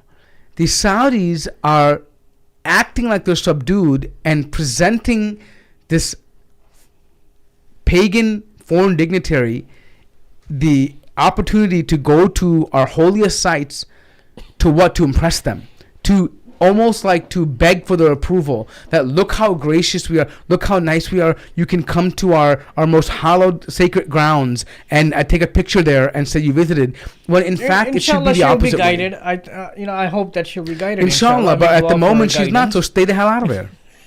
Right? I mean, She that's went like back. saying, She went back now. That's like saying you hope a pig becomes a cow so you can eat it. It's not gonna happen. That's impossible. All right. Hopefully, no. That's- Look. Let's wrap this up. What Saudi Arabia is doing is trying to demonstrate to the world that we're not the Saudis of the old, and we're open and relaxed towards every faith. But let's see, we're even inviting someone who's a polytheist and a Hindu, public Hindu, from a nationalist government to our holiest sites. That's how relaxed we are. We're now opening up an alcohol store, an alcohol store in Riyadh. Mark my words, you know what's going to come next? They're going to build a mandir. But it's for the diplomats only. They're going to build a mandir. Yeah. Because they're saying, look, we're accommodating you Muslims in India. They already have idols, UAE. and they already have idols in the museum in Saudi Arabia as well. Yeah, for the old one. Right, And the old by one. the way, there's a movement of them saying, we want to take This is pride our heritage. of our heritage. Yes, Yeah. It's the same way. It's a dumb thing. The same some Egyptians do, where they take pride of like the pharaoh, we're the pharaonic people. It's just jahiliyyah, Yeah, right? they have a statue of Uzza in this. Allah, Al-Uzza, Baal, all these things they had. They got all this from Al-Ula, like this area where the Nabateans were. Anyways, point being is, mark my words, just like the UAE built a mandir and a gurdwara, dude, have you seen this massive Hindu temple they're building in Abu Dhabi or in Dubai? I think it's already built. Yeah, it's almost done. Modi's going to come inaugurate that very soon. But it's massive. And with all this land and development, I'm sure you're going to find something very soon. They're going to build this. And this, as horrible as all this is, this should be a sign to the Muslims that the things are going to get dire very soon. Yeah. If understand that the people who are supposed to represent you are no longer representing in the slightest your interest at all. At one time, we used to be able to say, we don't agree with that, but in general, alhamdulillah, we have this, we have that, right? There was a trade-off. Right now, when you see these kinds of things, there is no representation at all. There is no benefit of having these people be rulers for you anymore. You know what the funny thing is, though, that there are Muslim scholars that exist right now, prominent Muslim scholars, people who many of us follow, who will say, "Oh, well, that them building a temple in UAE or Dubai will allow will allow a trade-off with Muslims being able to build mosques in India or in other countries. This is how interfaith goes. We have to allow some of their mosque or their churches and places of worship to be built in our lands, and our place of worship will be built in their lands." You know what's interesting? What will be an interesting trade-off? Fine, you build your mandir here. We're gonna build a masjid at the Babri Masjid again. Let's make it fair then, right? How come they get to destroy the Muslim heritage, right, and claim it's sacred God? What's next? Are they gonna say that some of the Hindus say that? They say that Kaaba was an ancient Hindu temple. Yeah, remember the ruckus that they riled up when I think it was Taliban blew up the Buddha statue. Buddha statue, the yeah. Bamiyan. Yeah. But what I'm saying though is that this, to what Sim is mentioning, this effort for interfaith is not reciprocated. It's a one-way thing because it seems they're doing it from a position of weakness. It's not because they truly believe that there has to be interfaith, right? They're doing it because they're seeking approval. Yeah. You're seeking approval from a bunch of mushrikeen. Yeah. Who, I mean, the lowest of the low. Yeah. Right? And this is, and I want people to realize, the Muslims to realize, this is the state of your leaders. Yeah. This is the state of the ummah right now where you have to deal with these kinds of leaders. And it's mind-boggling to me that in the hadith of the Prophet sallallahu alaihi wasallam, it says that there will be no more shirk in the Arabian Peninsula. Yeah. And these people are trying to go against that. Yeah. No, it's that's a problem. Even when you talk about UAE. This is the one in Dubai. This is the mandir that they built in Dubai. Yeah. So you see on the nice architecture. far left. Oh, it is very nice. But brother, it looks like a masjid on the inside. Maybe it can be a masjid one day. I mean, It's dual and purpose. maybe 100 years from now we'll have a court tribunal about this, a mandir or a masjid before. it's no, look, a dual lot of these purpose. governments, look, what ends up happening is they hope that they can cater to Muslims. It's not something that everything is spearheaded through Islam. That's not, it's whatever makes money. That's a dilemma with capitalism. That's a dilemma with worshiping money and putting all of your dependence on money, is that you're going to have to cater to these people because this was going to help you with your money. All the people that work there and all the people from India and all the Indian companies that invest in Dubai, and they have to make those people happy because a lot of it has to do with, majority of this has to do with money. It's not about like, hey, we care about these Hindu people. It has nothing to do with that. And it never was. And the other issue I think that's very, very important, that's worth mentioning, is that this is just a temporary phase that Muslims are going through. Like everything else, everything's temporary. And what ends up happening is the violence that follows with this to the Muslims of India is going to be a rude awakening for everybody. Look, if we say that India is supposed to be the greatest democracy in the world, population-wise, right? And you have the BJP doing whatever they want with complete impunity. You have now a group of people in India and the other side of people in Pakistan that are seeing this happening. Things aren't going to get any better, right? It's not going to get any. It's not just about the masjid. There's many historical issues. Like if you just go back a little bit, right? The people of India for even like the past 500 years, even in the 1500s, they tried really, really hard to even the point the scholars were actually against these movements that were trying to get Muslims and Hindus to united, if there's such thing. And I'll tell you what I mean by that. According to Islamic standards, you had people from the Muslim community that were very popular that used to make these drawings and these scrolls. I forgot, they're called like Pichwa Chatra or something like that. They were painters that used to paint scribes of Islam and Hindu scriptures on one scribe to unite Muslims and Hindus. This is something that was just a part of the culture, right? You actually had, I don't know, have you heard of Ban Bibi? No. Ban Bibi, which the Hindus referred to as the female goddess of Muslims, right? This is something that was born throughout Muslims and Hindus living together for so long. A new god was born? Yeah, a new god was born, but it was from the Muslims. That's how much the Muslims loved this community, right? So they created something for them. This is something in our history that people actually don't talk about. You guys can look it up on your own. This is something that's very troubling. Why am I mentioning all this? Is that Does it still exist? I don't think it exists anymore. I think like the late 1800s, a lot of that stuff was finished when a lot of like sectarianism was being built between Muslims and Hindus. But a lot of people ask, when there's a call to defending Muslims or talking about Muslims all over the world, the people that even laughed at the Indian Muslims when the Afghanistan war happened with the Russians, there was nobody that enlisted from India. India's always had this reputation of Muslims that don't involve themselves in these conflicts, even though the borders are open for them. They just don't go. Why is that, right? There was a lot of, for the past 500 years, there's lots of culture that was mixed between Muslims and Hindus to the point where Muslims in India actually did not like talking about anything that caused disunity because they spent 500 years building this unity between them and Hindus until you see cultural More than practices. 500 years. Yeah, but it was at its pinnacle. And there's actually non-Muslim historians that talk about this too, and Hindu and Muslim historians. Even Azad, Abdul Kalam Azad, in his talk of, like people referred to some of his quotes as overly nationalistic and being too cozy with Hindus. In the sense that when you break all of these barriers and you make it as one religion, look, the understanding is true. You should live in harmony with non-Muslims, right?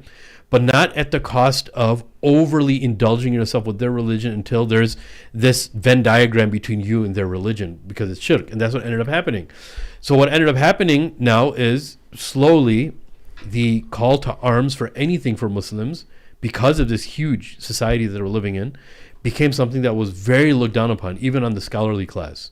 The word jihad was not almost allowed not to talk about, unless if you're in the confines of a madrasa, and even that was very subdued, right? And but I would say, no, a lot of this actually happened, I think, even the way that Islam was spread.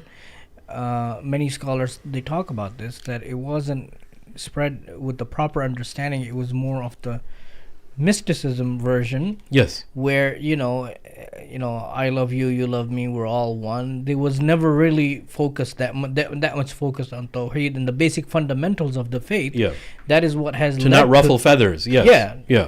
The same thing that happened with the Christians and the Trinity, and pagans. Basically, we have to come to something that they can agree upon. So let's go with the Trinity type thing. But I mean, to make a long story short, there was a few Sufi orders which later on got a really bad reputation, is because they were actually going and worshiping with the Hindus. The Hindus were coming and worshiping with them to say, hey, look, we're united, we don't mean any harm. Look, it's good, again, to have a good, healthy relationship with your neighbors, whatever religion they are. But why am I mentioning all of this right now is because Muslims, they even have a reputation in India where they happen to be very, very subdued and very weak, even to the point where they can retaliate, but they won't, because they still live in this fear, which has generations and decades and centuries in its making, right? So now we're here. No, but this was, this is what I was going to talk about. This was changing because, look, as I mentioned earlier, the Hindutva movement and the hardcore Hindu, it's not the majority. The majority of the Hindus are not for that, and they're not in favor of what is happening and all of these things. And this actually came out in 2019. There are two things that happened. One was a bill that was called the NRC, which stands for National Register of Citizen. Basically, what they wanted to do was they wanted every person to be registered state by state, to create a national registry for all the people who are living there. And you needed to basically provide proof of your birth certificate and those types of things. Long story short, they came up with a figure that there was you were talking about India here. A lot of people, there's so much illiteracy and there's no concept of documentation, birth certificate, and so on and so forth. A lot of people were not able to provide that. So what happened was there was a vast number of Hindus that were eliminated from this, along with Muslims as well. But but what happened was this happened in the state of Assam. There were more Hindus that didn't make the cut than Muslims. So BJP government, led by Modi, they came up with an amendment to the NRC Act called the CAA Act. And the CAA Act stood for the Citizenship Amendment Act. Citizenship Amendment Act. What this was, this act, what they said, because they wanted those people to be part of the NRC as well. So they said, what we're going to do is this amendment is going to accept all the illegal migrants that didn't make the cut, as long as they entered India before 2014. From the neighboring countries, from Afghanistan, Bangladesh, and Pakistan, as long as they entered before 2014, they're eligible to become citizens of this country, as long as they're Hindus, Sikhs, Jain, Parsi, Buddhist, and or Christian. Shockingly, Muslims were eliminated from this. So this was seen as a blatant discriminatory act against Muslims. And therefore, nationwide protests were held all across the nation. This was something that the government did not anticipate. And believe it or not, there were many Hindus. The liberal ones, yes. The liberal ones. And non-Muslims, Christians. They all participated in this, and a lot of times it was very violent. The demonstrations were violent. The army and the police, they beat the protests. Many students took part in this, from Muslim colleges as well as non-Muslims. And eventually what happened was 2019, 2020 came around, and then Corona came.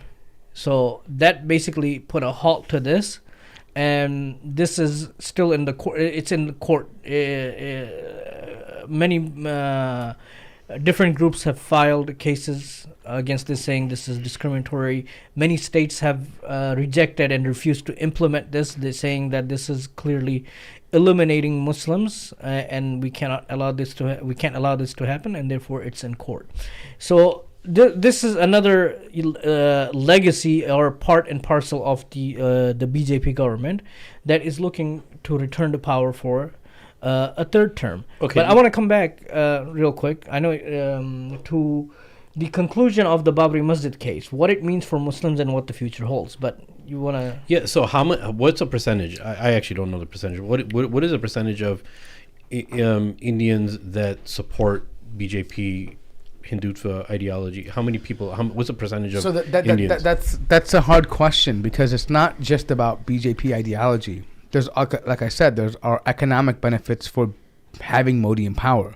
So they can say, I don't really care about the BJP ideology, but I'm living good. Like I'm a Hindu here. The rich have become richer? Yeah, the rich have become richer. And then people who were, and not only that, people that have businesses were able to open up, right? Because of the relationships that Modi has built with other nations, right? The idea of promoting trade in India. So they benefit. And so money trumps everything. So they can say, yeah, I'm not really down with Modi and his idea, the BJP, and the RSS party, whatever it is. But, I'm making money right now. Money.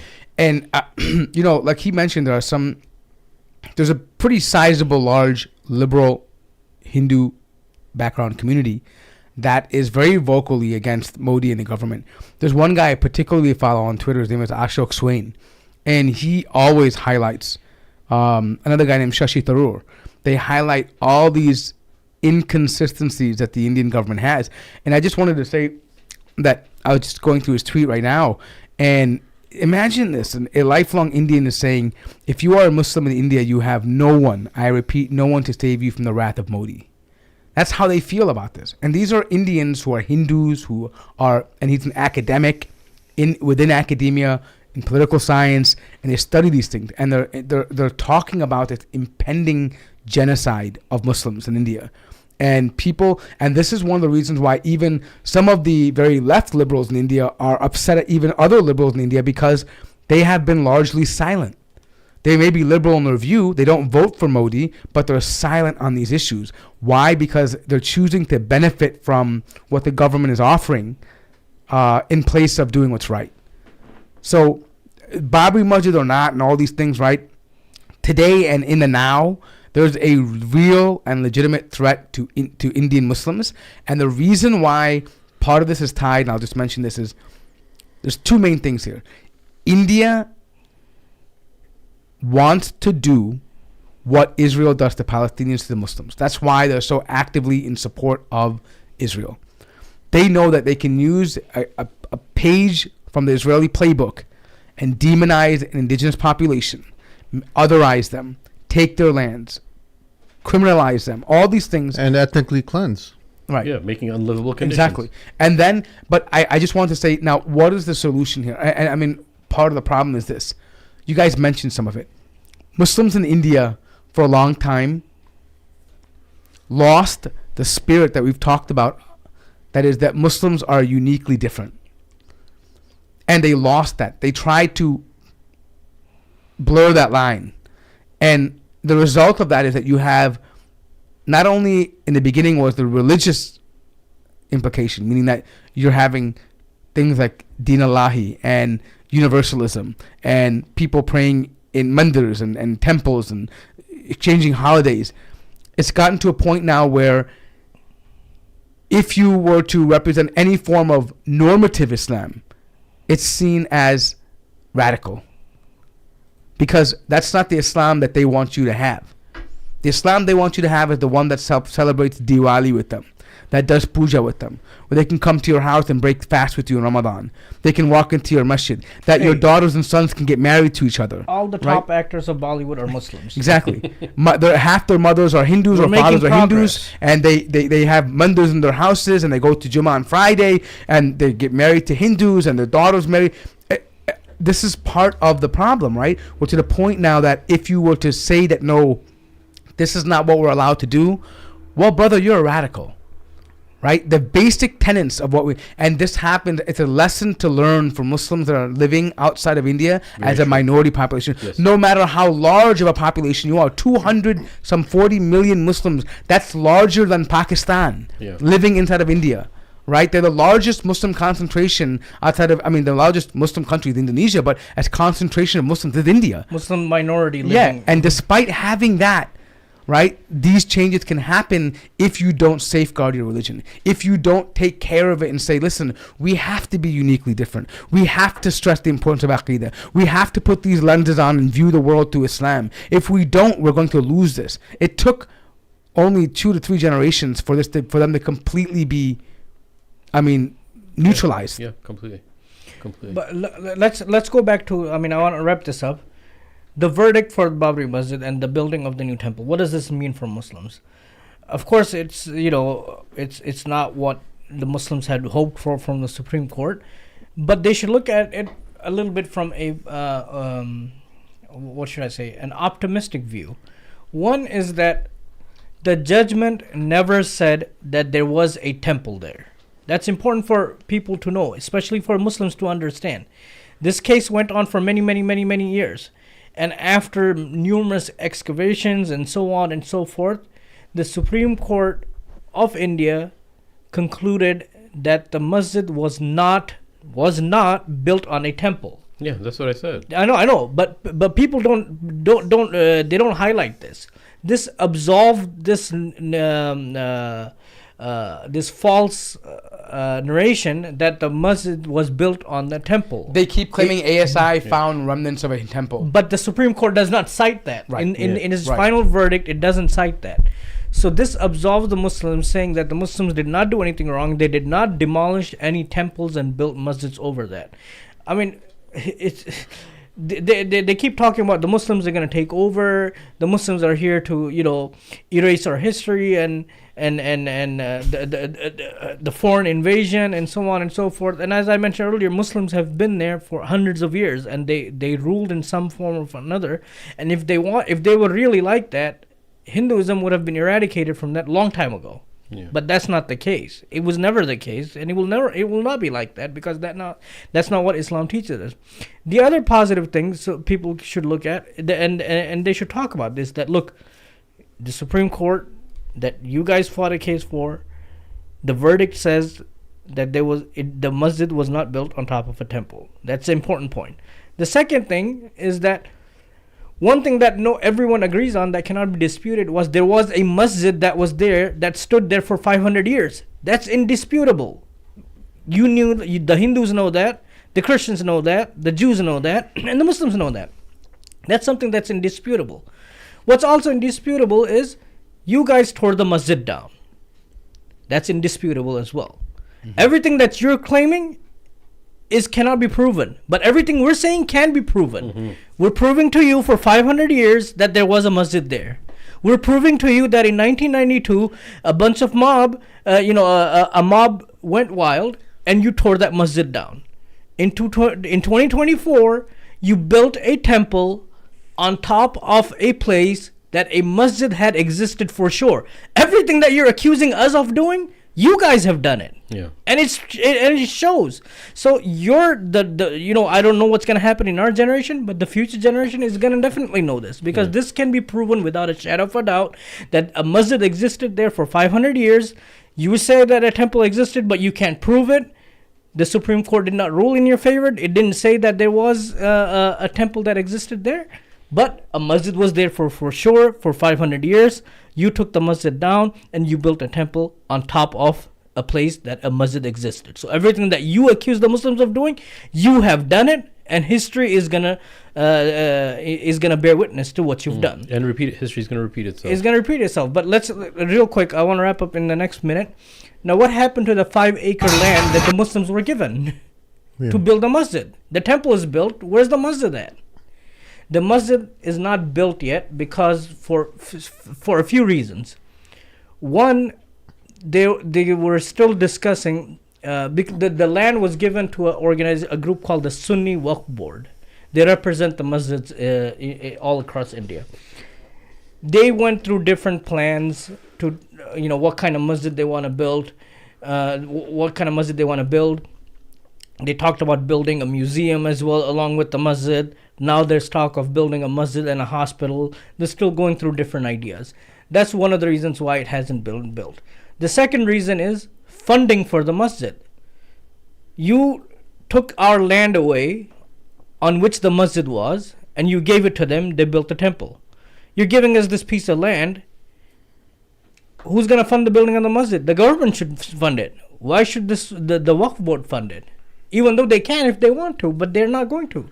They shouldn't. You guys are responsible for this. You gave us the verdict. You should fund this as well. So there's a dispute about that. The third reason, which I think is very important, and it's important for us to understand, is that the Muslims saying that we're not going to build a mosque in that land. The reason why we're not going to build a mosque in that land is because of the way the verdict was written or was given by the Supreme Court. Because it said that we are giving the Muslims this 5 acres of land in place of that land. So what this means is that tomorrow there can be another claim that is made that another one of their lords was born under this masjid or under that masjid or under that location. So what are you going to do now? Demolish that masjid? Okay, now you go build this somewhere else. Therefore, we reject that notion and we don't accept that. We don't need that land. Our fight for this long, for these many years, was for justice, for the injustice that was done to us, that the masjid was, illegally taken down. That's what we were fighting for. We're not fighting for a place to pray. We don't need a place to pray. We have many places to pray. But the injustice that was done against us by us accepting this land and building a masjid on it is opening a door to future issues like this, which unfortunately are there now. Believe it or not, there's another case that is ongoing in the court right now in a city called Mathura, which is again in the same state of UP, Uttar Pradesh. Another Lord, Krishna, was born in this place 350 years ago, where a masjid exists now. So there's a dispute about that now. So Krishna was only born 350 years ago? I'm not sure, but that's what the claim is. Similarly, there are other masajids that are being targeted, that the BJP government is saying that they want to take them down. Yeah, it's not going to end. It's not going to end. Once they started, they got their way. It's not going to end. Including Taj Mahal and the Qutub Minar and all these things, which secretly hold some... Is that what they said about Taj Mahal? Oh, yeah. Originally, it used to be a temple. Or when it was built, he wanted to be a temple. Or there are idols hidden inside of Taj Mahal in secret rooms which haven't been opened yet. They say that these Indian artisans that built it actually put idols in there to make it a mandir. Yeah. Yeah, but I'm saying these are the same people that say that the Kaaba was originally a Hindu temple. Yeah. So if they can go that far and say all the way it's never ending. It's not going to end, bro. Despite all this, they're still... During their inauguration, they're rioting throughout Ayodhya and harassing and destroying Muslim property. And in Mumbai. Oh yeah, and in Mumbai and Delhi, in Hyderabad, so many places. This is the norm. Stuff boils my blood right now. This was yesterday, right after the temple was inaugurated. Jai Shri Ram!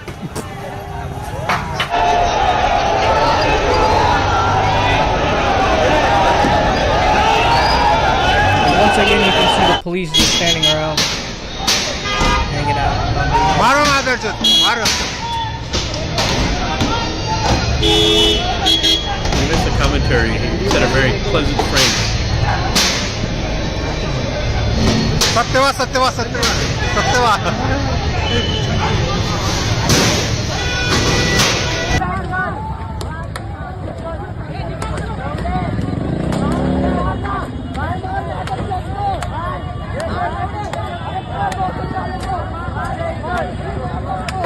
Look how cowardly they are. It's a gang mentality. It's a mob, right? That's all they can do.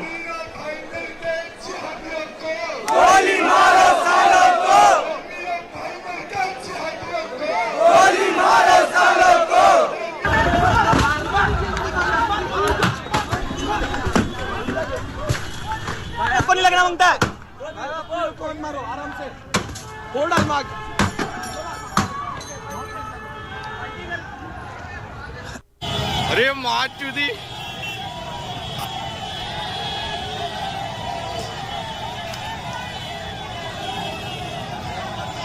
भाई धंधा नहीं गांड मारी दे गांव phone आया Do you know what the Muslims should do? Just throw Molotov cocktails in the middle of the crowd. अरे ये मुसलमान को मार सकते हैं हाँ नहीं ये तो झंडा है So, those mobsters, not mobsters, those thugs who are going around and doing this, these are the same people who are going to go home at night and tweet, will the Israeli woman please marry me? I want to come there and fight for you. I want love life Those partner, are the same losers. Israeli woman. Yeah, stupid idiots. There was there's a battle in ancient Egypt in like 250 BC between the Achaemenid Empire, which is like Persia, and the Egyptians. You know what I'm going to say? More? I think another story. But go ahead. What go do ahead. you want? No, don't say go. Dude, you want to roll? Just keep going. What you're I think Mort wants to say something. No, are you talking about the one where the Palashat were fighting them? The Palashat people? No. Oh, I got the wrong story then. Yeah. So this story is about the leader of the Achaemenid Empire. He's attacking Egypt. He wants to conquer it, and so he studies the Egyptian culture, and he finds out the Egyptians value their cats a lot. I mean, so much so that they'll go into a burning building and save the cat before they save their own people. So, like, it's considered that holy. And so what he did was he ordered his soldiers during the battle or before the battle to prepare to find as many cats as they can and tie them to their shields and go into battle. And they overcame the Egyptian army, and the ancient Egyptian was one of the, it wasn't the last pharaoh, but it was one of the last major So they refused to fight them because the cats were on because there? the cats were It's a holy thing. Yeah. were on the. So So you it's think similar. Yeah, I'm Muslims just put a bunch of idols on their sticks? The, Oh. the Muslims just ride into India. The Pakistani army rides into India with a bunch of cows sitting on top of that. No one's going to attack them. Yeah, no, the cow used to be holy. It doesn't. I mean, a lot of Hindus eat beef and stuff now too. So it's not like I think it's a good idea. Put a bunch of it's cows cool. there. It would be cool. No, like, no, a few no. I hundred think they years still ago. respect cows. I mean, they're beating up people for eating cows. I think they still do. They'll kill you if you eat a cow Yeah. in India. You Not in think India, that- in UP, yeah, in some That's parts India. of India. UP is India. Some parts of India, yeah. Yeah, it Not- happens. Not in southern India. No, but no, no, no. In southern India, in certain villages, it's happening too. It's Yeah, it happening is. more and It more is. now than Yeah. it used to before. And then also, on the other hand, India happens to be one of the largest exporters of beef. But hold on, across the that's world. something. Wait, that's something you have to qualify. They're the largest exporter of bovine. I'm they sorry. and they consider to be no. But I'm saying the reason why is because they consider a bull, like the bull, to be bovine too. So they say the difference between the cow and the bull. So they don't export the cows. But Yeah. but Because they they will just- export the bulls. Yeah, because they do puja with the cows. That's And- interesting. I didn't know yeah. that. That's interesting. So the bull is a permissible to I guess kill so. and eat? Or it's less important than the one because the cow gives milk and stuff, right? So they do all that stuff with pulling on the nipples and stuff. So Udders. It's like Oh, nipples, whatever, udders nipple- on. the udders, Buffalo, nipples. they also consume buffalo. Buffalo is Yeah, okay. we had Yeah. buffalo meat in No, India. no, remember that? you had buffalo You meat. did too. I did not. Yes, you I did. think I took one No, bite. I gave it to you, and You then later forced I me. told you it was buffalo. You forced it to me. Did you guys get to visit obviously the Babri Masjid was already No, destroyed I by them, No. but were you, These guys were visiting pigs in alleys, but what are you talking about? The sewers. The sewer. In the sewers. No, So we were, mean, we were in Lucknow, which is in the same state as Yeah. That's Ayodhya. Ayodhya is. It's in the same state, but no, we did not visit. Yeah. We were too busy trying to survive. It's sad to think that was like the seat of the Mughal Empire. Yeah, that in Hyderabad. Yeah. Yeah. But look, the reality is that these things are going to keep happening. The moral of the story is these things are going to keep happening to Muslims. People can say whatever they want. They can say there are other classes, the Dalit classes, and everybody's involved. Yeah, that's true. But the reality is that Muslims are from amongst those people. It sucks that it's happening to other people, but Muslims and Sikhs in general, and Sikhs, yeah, but Muslims are there. Muslims are supposed to be the people in the world that make sure that oppression doesn't happen. Like, if you want to call anybody the police of the world, it's supposed to be Islam. Islam is there I to thought make it sure was that the United Nations. Yeah, yeah. Islam is supposed to be there to make sure that no oppression occurs to anybody, not just Muslims. But Muslims are primary. Like Mort was talking, you were talking about the identity of us being actually very special because of our belief in Allah. Yeah, that's true. And that's a fact. That's an objective truth. That Muslims are very, very special because they recognize their creator. Right? And there's no discrimination in that. Because Allah's the original. Allah's the truth, right? And these things are going to continue happening as long as we don't, as a Muslim, become an ummah. We don't get our act together. These things are going to happen more and more. People can go and visit Saudi Arabia. They can visit Muslim countries, make all types of deals with Muslims, and no one's going to do anything because money is worshipped, and money is much more important than anything else. If Allah is truly worshipped, it wouldn't matter what type of monetary loss you take or what deal you lose out on. And this is going to keep happening and keep happening. Our job is to raise this awareness and have this ripple effect throughout the ummah. Yes, maybe the whole world can't listen to this podcast, but the word has to get out, and the culture and the vision of Muslims have to change, that nobody should be able to dare do this to Muslims. And that's a reality because of their belief in Allah, right? So, I mean, we can go on for a long time. Muslims about have this, to but be this is a reality. optimistic as well, especially in I agree. India. I agree. And I think I commend Sim here for having a discussion on this subject, because this shows like this impacts Muslims all across the world. We're one ummah and one body, because I don't know too many people who are talking about this. Like it doesn't matter. It's like a That's why I was mentioning the burnout. Like there's so much happening with Muslims, Yeah. especially the Palestine issue, and now this. It's how are people humanly going to find the possibility to be so spread thin with all these different issues? They actually have internal turmoil. Like, oh, what am I going to give priority to? It's a human thing. Well, right? it's a fundamental thing to understand for many people who don't understand why you're seeing on Twitter and many other social media spaces why so many Hindus are groveling towards the Israelis, when you think that you're polytheist, they're monotheist. Why would you want to be friends with them? But what they want to do is they want to set in this international precedent and want to justify their ethnic cleansing of Muslims, because that's why they have the same sentiment or feelings, yes, sir, that the Israelis do towards Palestinians, towards their own minority Muslim population, and want to get rid of them. So and it's really important that this incident, or what happened related to the new Ram Mandir construction, it's a grand opening that happened this past week, was used to highlight or make a connection with what's happening in Palestine as well.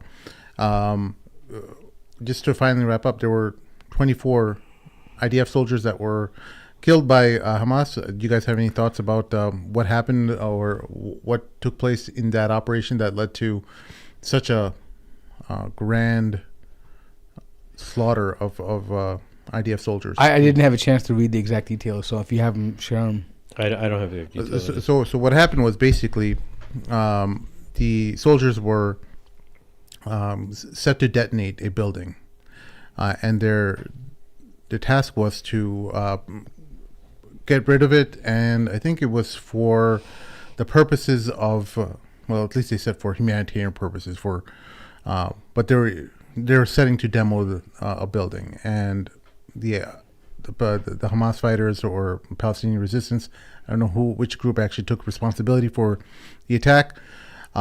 They stormed the building and destroyed the IDF soldiers, and they're thinking the entire building collapsed onto the soldiers itself. So yeah, there's videos out there even on Twitter of them being cornered, the IDF soldiers being cornered, and Biden also, I forget which politician had mentioned that, hey, we got to do something about this Israel issue now, because the Israeli army is taking a huge beating around. They're losing on the ground like really bad, and Israelis are obviously up in arms. Israeli civilians from Tel Aviv that, hey man, this is like everybody's dying now, and you went in here thinking that you were going to solve this Hamas problem, and all these soldiers are dying now too, and they're getting battered. One of the RPGs was fired at the building while they were setting the explosives, and it set the explosives off, and boom, brought the whole building down. Dang. Wow. Well, they want to do humanitarian work, so hopefully people have a moment of silence for these IDF soldiers. Yeah. They're very humanitarian. Good people. And we also need to understand that these numbers that the IDF is putting out is so underreported. These people, they're estimating 5 to 10 times more Israeli casualties than they actually are, and the Israelis, just by their language and their willingness to negotiate now, seem like they want to. At least what they've offered is a 3-month ceasefire or a 3-month pause in fighting in exchange for the release of all hostages. So when you hear them coming back with offers like that, you're seeing them scaling down the conflict, and they're also moving out a lot of their troops out of northern parts of Gaza. So I really, it's not me, but the Americans themselves are saying that the entire conflict is not going very well for the Israelis, and this is something that they've been warning them about, and they weren't listening. They thought that they could just steamroll into Gaza. You may be able to launch missiles, but you're sending kids into a battlefield, and people, these IDF soldiers don't have any experience.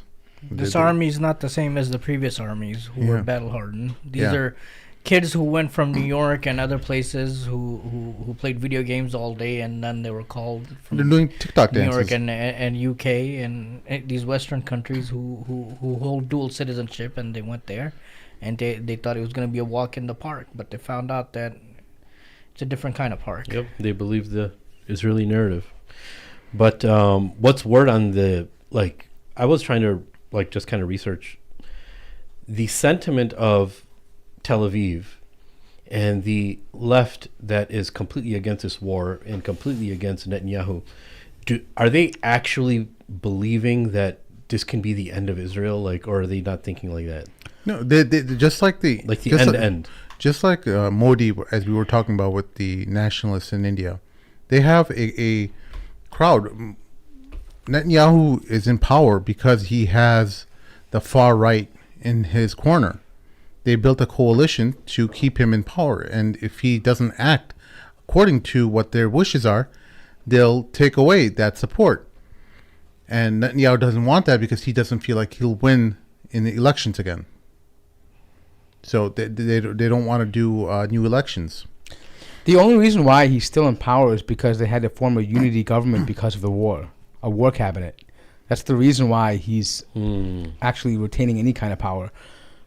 But you can tell the Israeli strategy has changed numerous times. We talked about earlier how, in previous episodes, about how what their objectives were, right? Rescuing the hostages to destroying Hamas. And now the objective seems to be creating a buffer zone in Gaza, right? No longer is the objective about destroying the entirety of Hamas or getting hostages back. It's all about saying we're going to create a buffer zone and force the Palestinians to be displaced, right? But again, this just goes to show that this war is not going as they planned, right? It's not what they thought. It's harder than they thought it was. They're going on to 4 months with all kinds of aid, and their own military support. The Americans, the British, just a lot of different things. From a lot of different angles, Israel is losing this. Maybe not physically, but when it comes to things like the ICC and like, even though we don't appeal to them, but that public narrative about Israel being this, this lone dog, thriving democracy in the Middle East and defending itself, that's no longer the image they can project, right? It's no longer this image that we're simply just defending ourselves and, all this stuff. And I think people at heart know what's happening here. Yeah. There's so much that we could talk about, even with regards to Elon Musk going there. They invited him back to bend the knee, so to say. Kiss the ring. So he's over here again in Israel saying that he is part Jewish, that he wouldn't be against Judaism. This is power.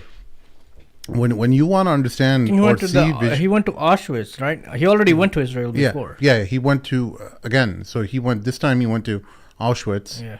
And to learn about the Holocaust. Yeah, so basically and how it's ongoing today as well. Exactly. Basically, the Holocaust card. Anytime you say anything against Israel, they say, but the Holocaust. They have a Holocaust passport that they issue you as soon as a jail-free card. Yeah, it's just like it's their license to kill now. Yeah, and effectively, this is what they use to justify everything that they do. What else? I think pretty crazy. You guys watched the New Hampshire primaries? Hell yeah, dude! I stayed up all night just to see what Donald Trump was gonna say, and it was funny, man. I can't wait for these things to kick up because I want to hear. I missed Donald Trump being on the news. He's just funny. He's always on the news. Yeah, but no, I mean like speaking. I mean like entertainment. Yeah, like the broadcasting of his rallies, and he's just entertaining, dude. Yeah, like he's just funny. He's like, listen up, Haley, you're gonna lose. Bird brain. And Haley claiming that she's Indian. Did you guys see I that can clip? call her Pocahontas. I mean, whatever, I have nicknames for everybody. Did you guys see that clip of Haley claiming that she had a hard life and always bullied because she was Indian? Yeah, I know. She said she was disqualified. That's not the reason why it's funny. It's funny because she's saying America's not racist. Yeah. And then she talks about all the stuff that happens to her. She said she was disqualified. She couldn't be in a beauty pageant because they didn't know where to put her. She wasn't white. She wasn't wasn't white or black. So they didn't know where to put her, so that she was disqualified. I think it was more of a category where if you were ugly or super ugly, right? Yeah. I mean, that's kind of what it is. That's kind of what it is. But yeah, dude, I think that the world is a wild place. Donald Trump is going to be president. I mean, that's pretty clear to everybody. Who else stands a chance? Well, I know this is unpopular, but I mean, he's very popular among the Republicans. But Joe Biden and the Democrats are still very strong right now. I think he has 30% rate now? Yeah, but when it comes to voting time, they're doing pollings. He's still very, very strong. Is he really? Yeah. I mean, meaning it's not like he's blowing him out of the water, but he's still he's. But do you think he has a chance? No. Historically, 30%. At a 30% approval rating, no president has ever won that. Yeah. Right now, he's at a 30% approval rating. Yeah. And unless that changes, and by the way, part of the reason why that is not only because of the immigration, but also because of the issue of the wars, Yemen and Palestine. As you look at rallies, people are interrupting that stuff to talk about no war, right? So this is a big issue for his campaign right now. Big issue. Yeah. Well, who do you think actually stands a chance? Nobody. No, I think the Republicans are. Look, I think Haley has not pulled out yet. Is I don't because think she's pulled out yet. she's not going to, because they're waiting to see What the if Supreme this Court gu- says. what the Supreme Court says and what might happen with the other cases. Is this guy actually gonna get convicted or not? Yeah, because there's like 7 different cases, but I don't think it would bar him. Civil cases won't bar him from running for office. His constituents or people who support him can still vote for him. Right? Poll after poll said his supporters will still vote for him even if he's convicted. Yeah, so this don't matter.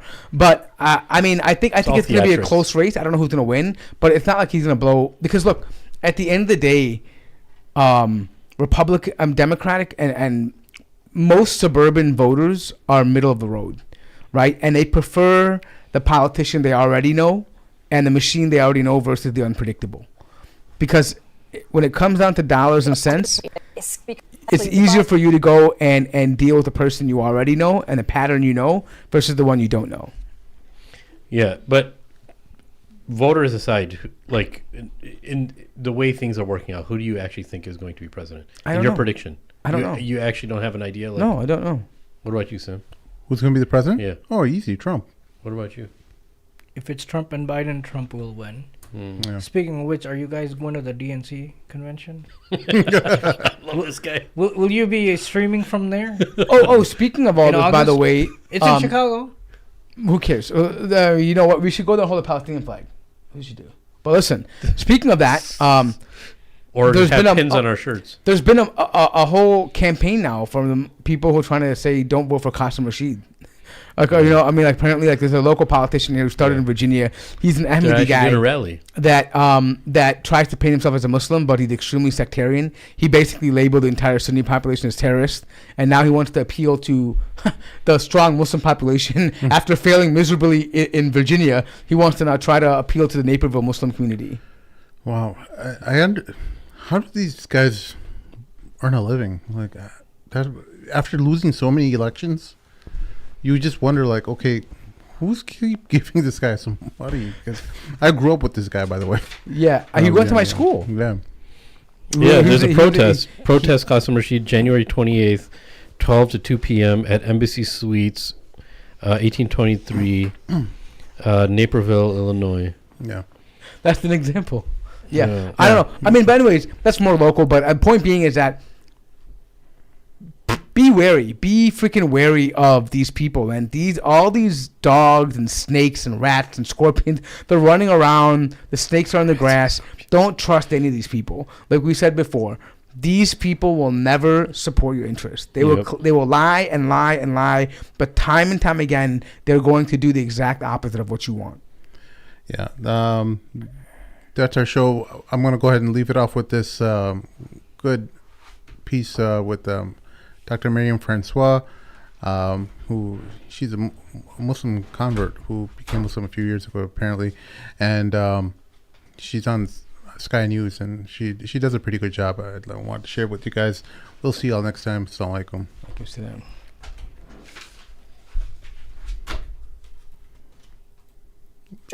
Should have acted sooner and faster, that hundreds of billions of dollars has been put at risk because the Houthis have held this area in the Red Sea at ransom.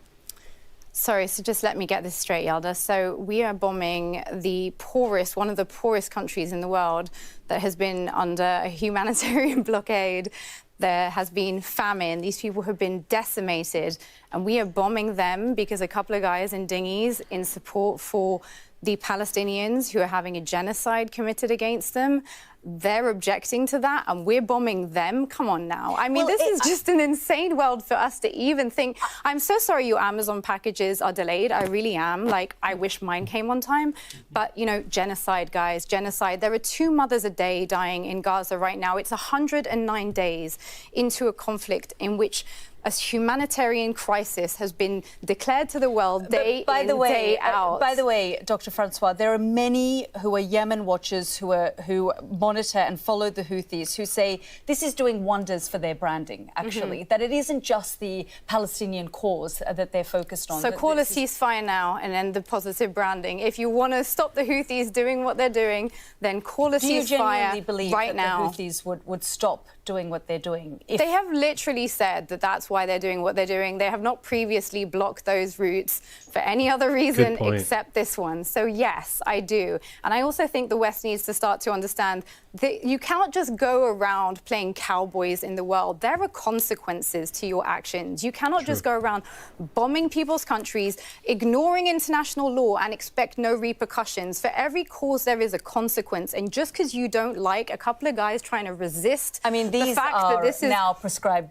terrorists. Sure, the Houthis. according to Western governments, Well, they are also terrorist according to the governments, Yemeni people, because they've which is a obviously Saudi-backed government, which is essentially our. But the Yemenis who live, you know, under Houthi rule talk about the fact that this group continues to terrorize them as well. Yeah, I'm no fan of the Houthis, apart from when they're blockading in favor of a ceasefire, which should have been called a long time ago. Bill, Brad, I'm just going to bring you into the conversation. We started the whole conversation an hour ago about how you can't afford housing and your generation and so on and so forth. These people are creating a total trade blockade, which is causing inflation, which is causing all sorts of problems to everybody. 25,000 people are dead in Gaza right now. There are over 60,000 people injured with no access to food, water, aid. How dare we have a conversation about trade when there are children right now being treated without anesthetic? Well, there are things that require us to make some sacrifices, and this would be one of them. They do have the global economy, global markets hostage. Good for them. Bill Browder.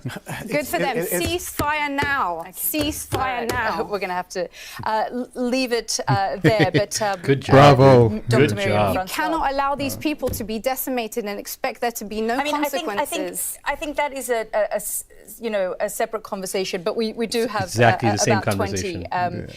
seconds left. Dr. Miriam Francois, Bill Browder, thank you both for joining us here. Thank you. Good job, dude. How dare the white lady talk like this? You're supposed to be outside. You're supposed to be